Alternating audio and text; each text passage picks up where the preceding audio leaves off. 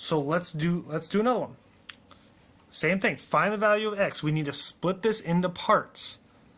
So I'm going to look for this little piece, jk, and we'll call this y. So I'm going to start with the bottom. Okay. So 13 over 12 is equal to, then just trail it back, 12 over y. This will help us find this part. So we get 13y is equal to 144. Divide both sides by 13. So we get y is equal to approximately 11.1. So y is 11.1, so I'm going to plug this in here. And then I'm going to use, once again, the geometric mean. So I have 11.1 on this side. So that means this little side, KL, is going to be 1.9 because I got to make 13.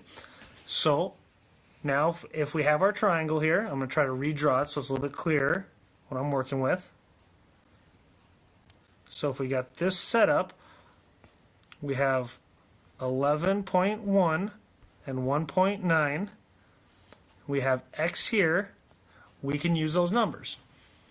So now I'm just going to, once again, trail my setup. 11.1 over x is equal to, then trail back up, x over 1.9.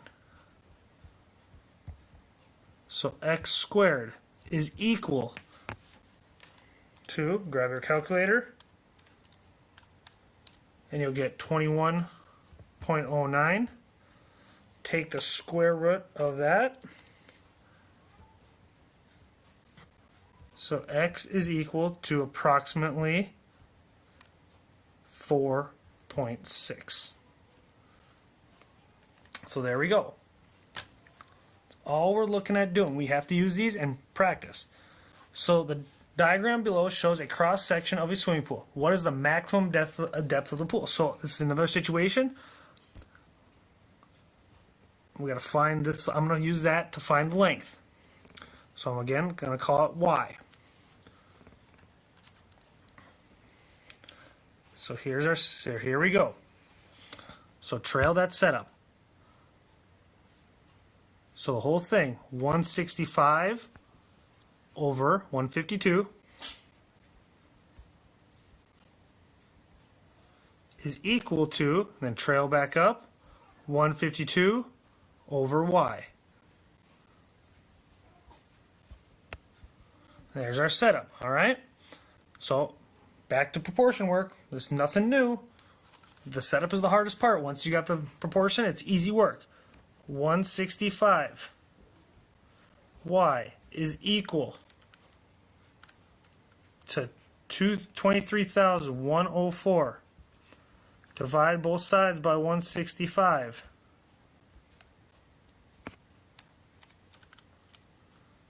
So y is approximately 140. So now I have a little bit of piece. So I have 140 on this side. And that leaves me with 25 over here. And now we use our parts. So 140 over h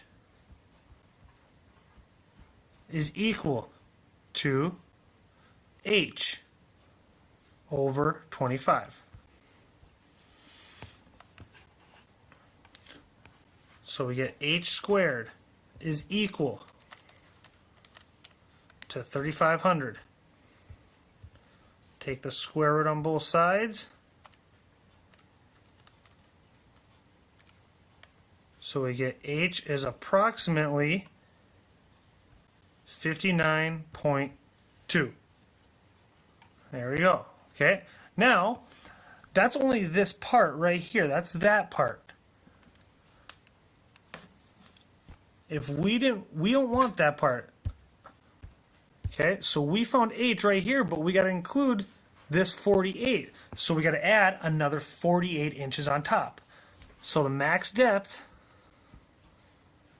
is equal to 59.2 plus 48,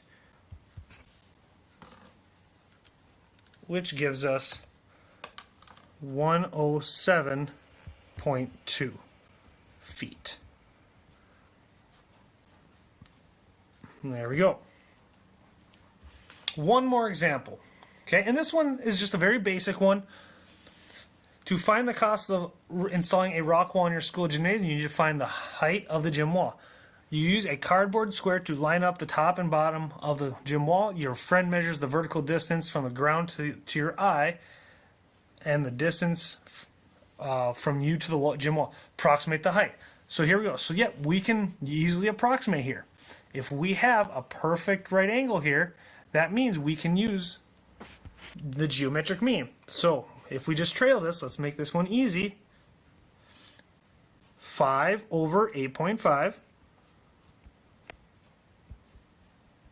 is equal to, then trail back out, 8.5 over W. So now we have our setup. So cross multiply, 5W equals 8.5 squared, 72.25. Divide both sides by 5.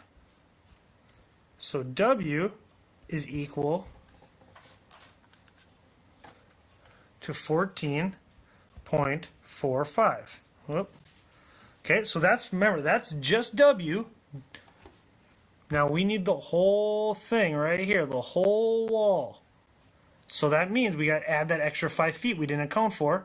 So 14.45 plus 5 will just give us 19.4.